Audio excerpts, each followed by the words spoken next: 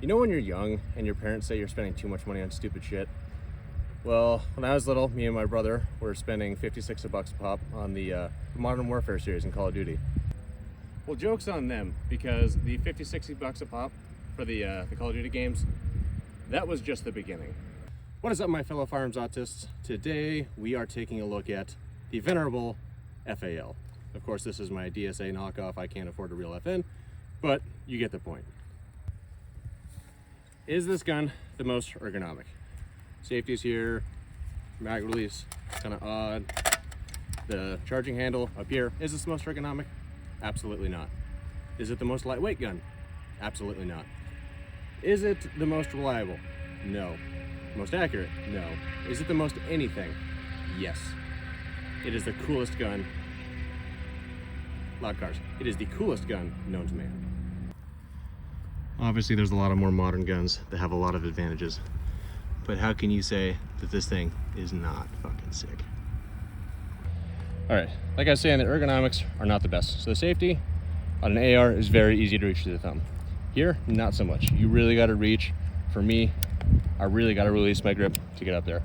If you have big man hands, it's probably not so bad.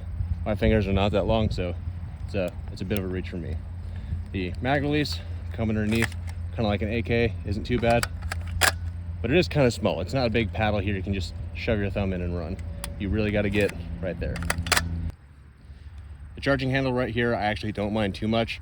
You're able to rock the mag in, swipe it real quick, get back to work. It's not too bad, but it does have its disadvantages. So like I was saying with the charging handle, without kit on, I like this charging handle here. There's two styles. There's the fixed, like this one, like I have, and there's the folding style that'll fold and sit flush with the rest of the gun. Normally, this is great when you're running drills, out hunting, whatever. It's very quick, it's very easy to grab. I really like that. However, with kit, not so much, because that charging handle really likes to get caught. They're down here on my pouch or between my mags, whatever. The charging handle does get in the way.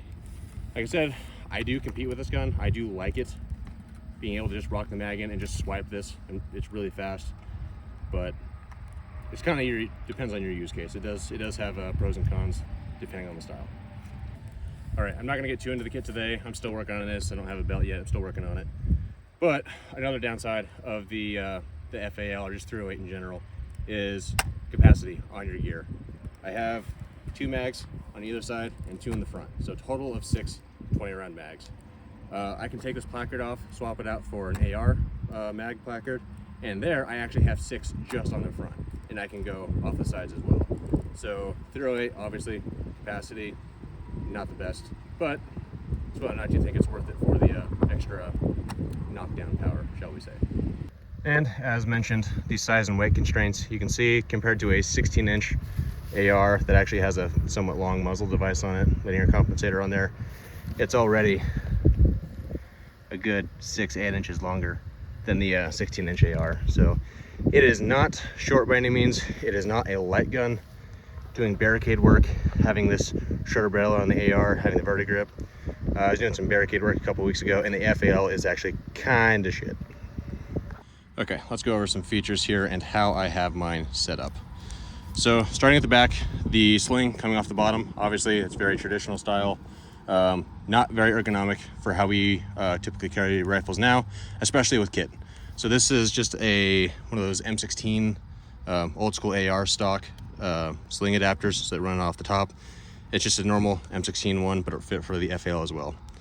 That allowed me to run the standard FAL sling, nothing special here, and I'm still running it to the swivel here on the bottom, and it just is swiveled out to the side.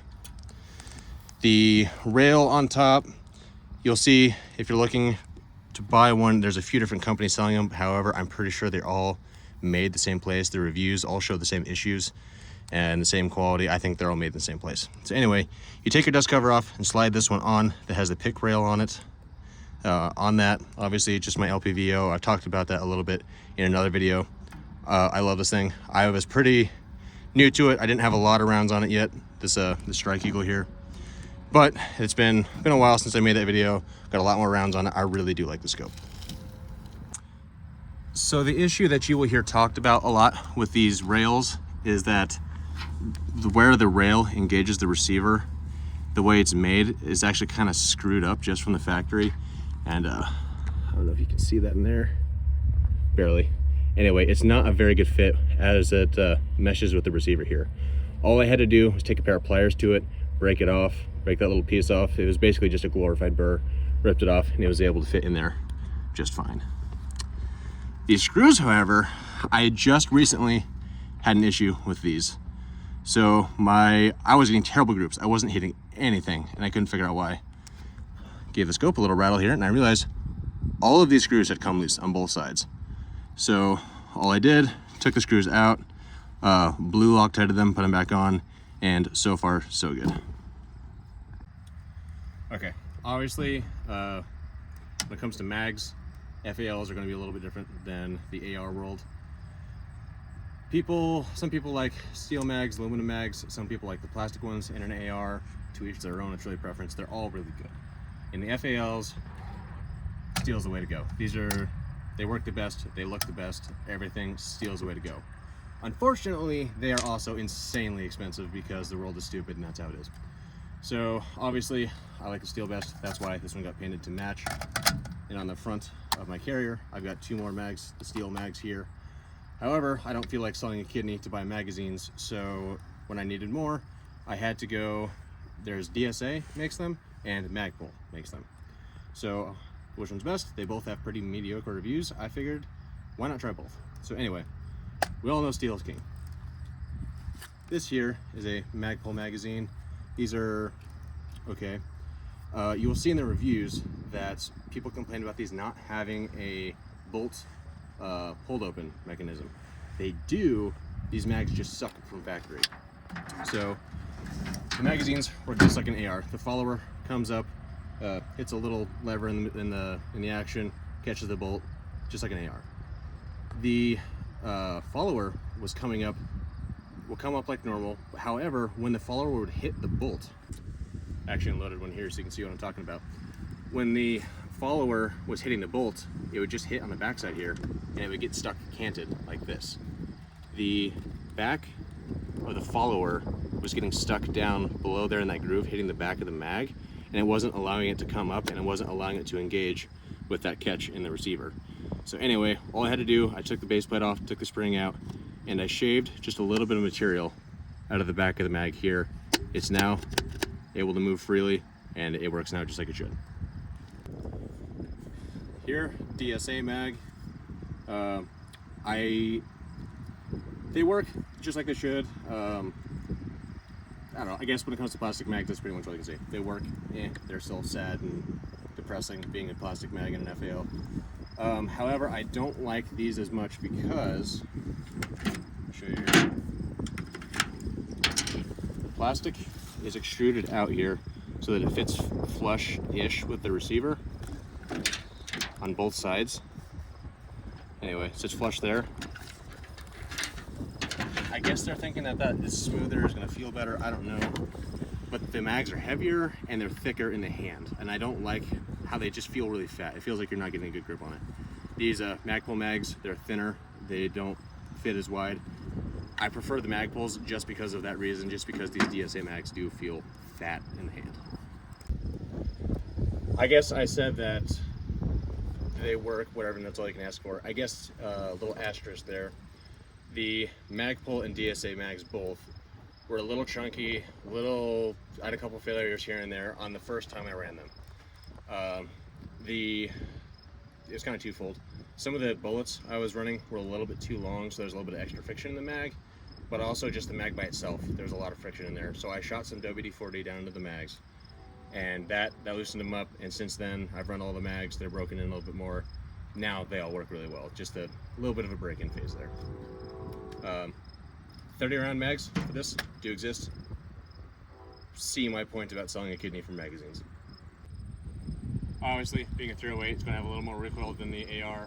Trigger's not quite as good, but you can get used to it. So anyway, not the best gun in the world for actually trying to hit a target downrange, but it'll definitely do work. So anyway, we're here at 100 rounds. Just going to sling some lead here real quick.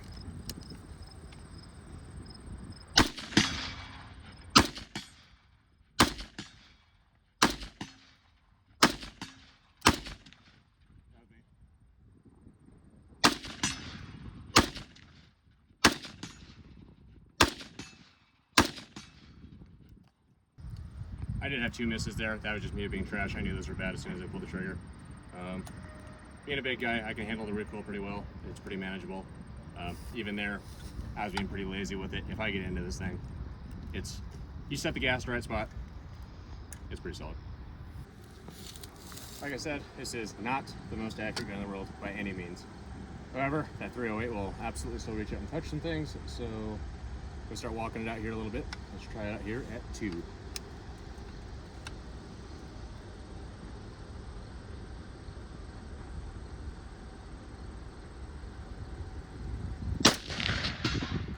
Easy money.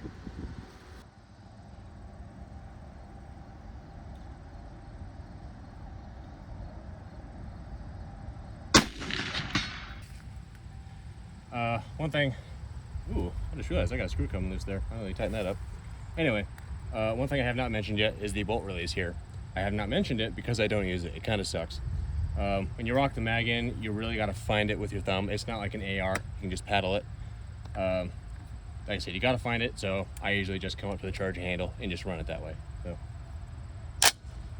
there, it exists. Anyway, here we are at 315 yards now. Should still be pretty easy.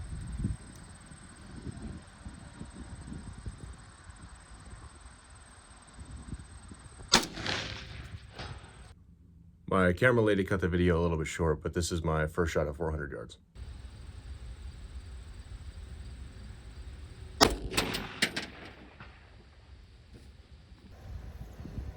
"500 yards is a long ways to look with the 6X.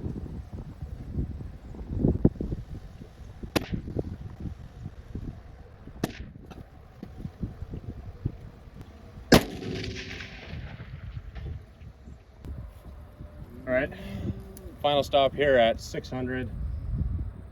I've got some different ammo in than I used to use, so I'm not 100% sure what my drop's going to be here.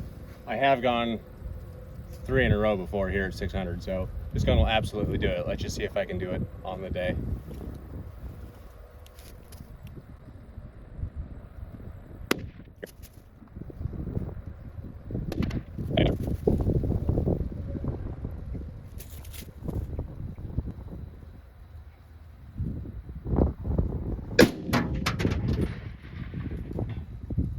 There we go. I know I got that one.